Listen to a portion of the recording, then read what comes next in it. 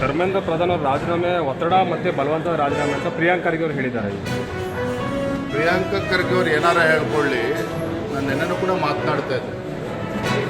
ದೆಹಲಿನಲ್ಲಿ ಕಾಂಗ್ರೆಸ್ ಪಕ್ಷದ ಮುಖಂಡರಲ್ಲಿ ತಮ್ಮ ಪಕ್ಷದ ಹೋರಾಟಕ್ಕೆ ಅಥವಾ ರಾಹುಲ್ ಗಾಂಧಿ ಅವರ ಹೋರಾಟಕ್ಕೆ ಸಂದ ಜಯ ಅಂತೇಳಿ ಮಾತನಾಡ್ತಾ ಇದ್ದಾರೆ.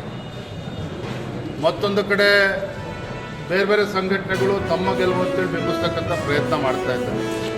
ವಾಸ್ತವಿಕ ಸತ್ಯ ಏನು ಅಂತ ಹೇಳಿದರೆ, ಗೌರವಾನ್ವಿತ ಧರ್ಮೇಂದ್ರ ಪ್ರಧಾನ್ರವರು ಮಾಜಿ ಸಚಿವರು ಏನಿದ್ದಾರೆ, ಉನ್ನತ ಶಿಕ್ಷಣ ಸಚಿವರು, ಏನು ನೀಟ್ ವಿಚಾರವನ್ನು ತೆಗೆದುಕೊಂಡು ದೇಶದಲ್ಲಿ ಒಂದು ಅರಾಜಕತೆ ಸೃಷ್ಟಿ ಮಾಡೋದಕ್ಕೆ ಕೆಲವು ಪಟಭದ್ರ ಶಕ್ತಿಗಳು ಏನು ಹುನ್ನಾರವನ್ನು ನಡೆಸಿದ್ರು.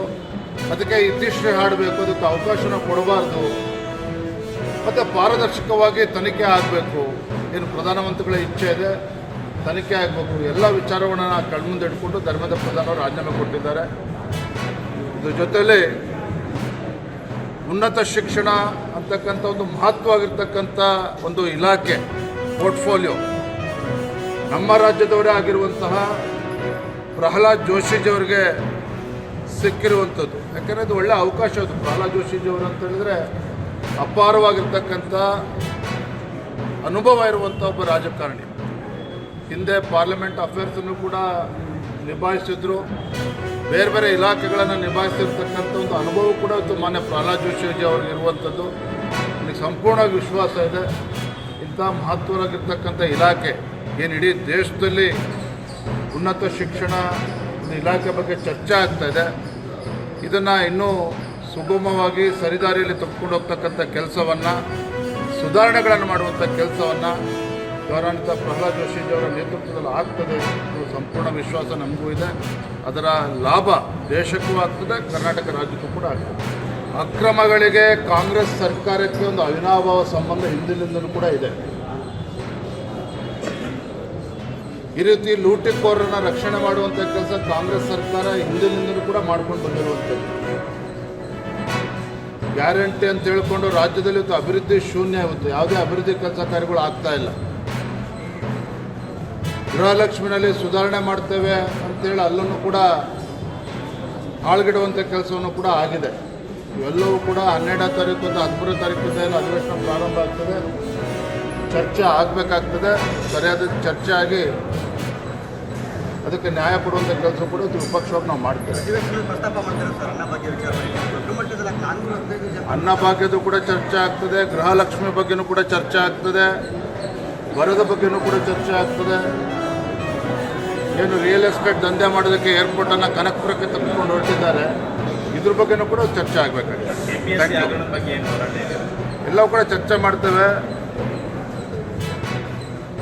ದೇಶದಲ್ಲಿ ಇವತ್ತು ಯುವ ಜನತೆ ದಂಧೆ ಅಂತ ನಾವೇನು ಹೇಳ್ತೇವೆ, ಸೂಕ್ಷ್ಮವಾಗಿ ಎಲ್ಲವನ್ನು ಕೂಡ ಗಮನಿಸ್ತಾ ಇದ್ದೇವೆ. ಇವತ್ತು KPSC ಇರ್ಬೋದು ಅಥವಾ ಯಾವುದೇ ಕಾಂಪಿಟೇಟಿವ್ ಎಕ್ಸಾಮ್ಸ್ ಇರ್ಬೋದು, KPSCನಲ್ಲಂತೂ ರಾಜ್ಯ ಸರ್ಕಾರ ಹಿಂದಿನಿಂದಲೂ ಕೂಡ ಸುಧಾರಣೆ ತರ್ತೇವೆ ಅಂತ ಹೇಳಿದ ಮೇಲೂ ಕೂಡ ಯಾವುದೇ ಒಂದು ಸುಧಾರಣೆ ತರೋದ್ರಲ್ಲಿ ಇವತ್ತು ರಾಜ್ಯ ಸರ್ಕಾರ ವೈಫಲ್ಯ ಆಗಿದೆ. ಮಾತೆತ್ತಿದ್ರೆ ಅಟಾನಮಸ್ ಮಾಡಿ ಅಂತೇಳಿ ಇದನ್ನು ಕೈ ಚೆಲ್ಲಿ ಕೂಡುವಂಥ ಕೆಲಸ ಕಾಂಗ್ರೆಸ್ ಸರ್ಕಾರ ಕೂಡ ಮಾಡ್ತಾ ಇದೆ. ಹಿಂದೆನೂ ಕೂಡ ಅಧಿವೇಶನದಲ್ಲಿ ಚರ್ಚೆ ಆಗಿದೆ. ರಾಜ್ಯದ ಯುವಕರ ಭವಿಷ್ಯವನ್ನು ಕಣ್ಮುಂದಿಟ್ಕೊಂಡು ಪ್ರಧಾನರ ರಾಜೀನಾಮೆ ಆತ್ಮಸಾಕ್ಷಿಯ ರಾಜೀನಾಮೆ ಅಲ್ಲ, ಬಲವಂತದ ರಾಜೀನಾಮೆ. ನಿನ್ನೆ ಅವ್ರ ಲೆಟರ್ಸ್ ಭಾಳ ಸ್ಪಷ್ಟವಾಗಿ ಓದಿ ಹೇಳಿದ್ದೀನಿ ನಿಮಗೆ. ಏನು ದೇಶದ್ರೋಹಿ ಶಕ್ತಿಗಳು ಒಂದಾಗಬಾರ್ದು ರಾಜೀನಾಮೆ ನಾವು ಹೊಣೆಗಾರಿಕೆ ರಾಜೀನಾಮೆ ಕೊಡ್ತಾ ಇಲ್ಲ, ಭಾಳ ಸ್ಪಷ್ಟವಾಗಿ ಏನೇ ಇರಲಿ. ಅದು ಮೊದಲನೇ ಹೆಜ್ಜೆ. ತಮ್ಮ ಮುಖಾಂತರ ನಾನು ಮನವಿ ಮಾಡ್ತಾ ಇದ್ದೀನಿ ಪ್ರಧಾನಮಂತ್ರಿ ಅವರಿಗೆ, ದಯವಿಟ್ಟು ಪಾರ್ಲಿಮೆಂಟಿಗೆ ಬನ್ನಿ, ಹೆದರಬೇಡಿ. ಶಿಕ್ಷಣ ನೀತಿಗೆ ಏನು ಸುಧಾರಣೆ ತರ್ತಾ ಇದ್ದೀರಾ, ಆ ನೀಲಿ ನಕ್ಷೆಯನ್ನು ಇಡಿ. ಒಂದನೇದು. ಎರಡನೇದು, ಡೆಲ್ಲಿನಲ್ಲಿ ಆದಂಥ ಏನು ಟಿಯರ್ ಗ್ಯಾಸ್ ಶೆಲ್ಲಿಂಗ್ ಇರ್ಬೋದು, ಪೆಲೆಟ್ ಫೈರಿಂಗ್ ಇರ್ಬೋದು, ಮಕ್ಕಳ ಮೇಲೆ ಲಾಠಿ ಚಾರ್ಜ್ ಮಾಡಿದ್ದಿರ್ಬೋದು, ಅದು ಯಾರು ಆರ್ಡರ್ ಕೊಟ್ಟರು, ಯಾಕೆ ಕೊಟ್ರಿ, ಯಾಕೆ ನೀವು ವಾಟರ್ ಕ್ಯಾನನ್ಸ್ ಯೂಸ್ ಮಾಡಿಲ್ಲ, ನಿಮ್ಮ ಲಾಠಿ ಮೇಲೆ ಯಾಕೆ ಮಳೆಗಳಿತ್ತು, ಯಾಕೆ ಸಿವಿಲ್ ಡ್ರೆಸ್ನಲ್ಲಿ ಜನರು ಬಂದಿತ್ತು, ಅವರು BJP ಕಾರ್ಯಕರ್ತ, RSS ಕಾರ್ಯಕರ್ತ, ಅದೆಲ್ಲ ಸ್ಪಷ್ಟಪಡಿಸ್ಬೇಕಲ್ಲ. ಅಮಿತ್ ಶಾ ಅವ್ರು ಮೌನ ಮುರಿಬೇಕಲ್ಲ. ಲಕ್ಷಾಂತರ ಜನರು ಡೆಲ್ಲಿನಲ್ಲಿ ಬೀದಿಗಿಳಿದಾಗ ಹೋಮ್ ಮಿನಿಸ್ಟರ್ ಅವರು ಏನು ಮಾಡ್ತಾಯಿದ್ರು ಅದನ್ನು ಕೂಡ ಬಂದಾಗ ಸ್ಟೇಟ್ಮೆಂಟ್ ಕೊಡಲಿ, ಚರ್ಚೆ ಆಗಲಿ. ಸೊ ಇದು ಮೊದಲನೇ ಹೆಜ್ಜೆ ಅಷ್ಟೇ. ಇನ್ನು ಸುಧಾರಣೆ ಮಾಡೋದಿದೆ, ಇನ್ನೂ ಕೂಡ ಹೊಣೆಗಾರಿಕೆ ತಗೊಳ್ಳೋದಿದೆ.